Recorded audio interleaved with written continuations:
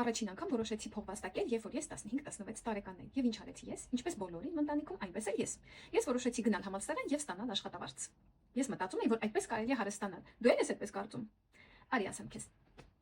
Ընդհանրապես, փողը մարդկանց գալիս է 4 եղանակով, կա 4 եղանակ, որից մարդիկ կարող են եկամուտ ստանալ։ Հավատա, ուրիշ ճանապարհներ ավել չկա։ Առաջի ճանապարհը դա աշխատավարձն է։ Այսինքն, դու գնում ես համալսարան, սովորում ես 4-ից 5 տարի, որպեսզի վաստակես ամիսը 100,000-ից մինչև 300,000 դրամ միջինով։ Հետո քեզ կուղարկեն թոշակի, որով դու չես կարողանա շարունակել ապրել։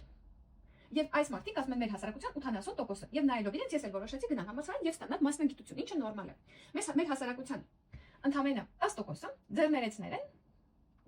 կամ ինքնազբաղվածներ, կարող են լինել վարսահարդարներ, կարող են տորտ թխել այս մարդիկ։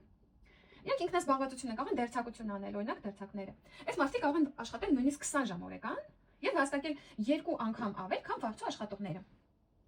Երկուսի արժեքն էլ հետեւյալն է։ Հենց դու աշխատեցիր, դու փող չունես։ Որը որ դու աշխատանքի չգնացիր, դու փող չես ստանա։ Եվ սովորաբար այսպեսի պատկեր է ստեղծվում։ Մեր հասարակության մի փոքրիկ մասը, ընդհանրապես շատ փոքրիկ մասը,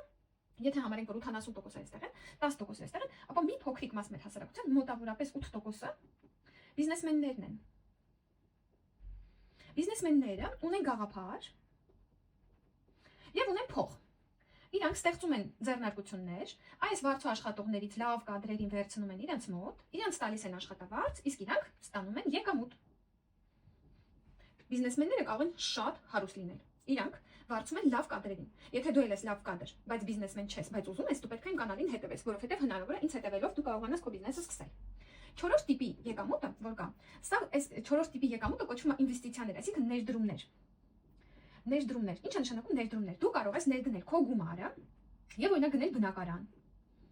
Գնել բնակարան տալ վարձով կամ օֆիսային տարածք տալ վարձով ես ստանալ пассив եկամուտ կամ կարող ես բանկում դնել եւ քո փողերը եւ տոկոս ստանալ բանկից։